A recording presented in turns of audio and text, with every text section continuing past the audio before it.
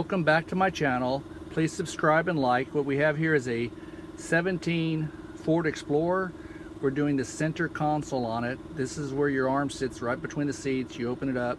As you can clearly see, it's worn out on the top. What we will do is we'll take the cover off. We'll reupholster this with new vinyl and it'll be brand new again. Stay tuned. We do complete auto upholstery. Any comments you have or questions, leave them in the comment section below. Please subscribe to my channel and we'll get this project started and show you the completed video. Thank you.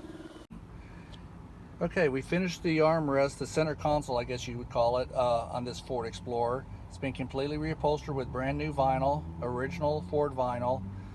It looks perfect. So if you have a worn out console, a worn out center panel on your inside of your vehicle, we can definitely have that taken care of for you. So guys, if you have any comments or any kind of questions, leave it below in the comment section.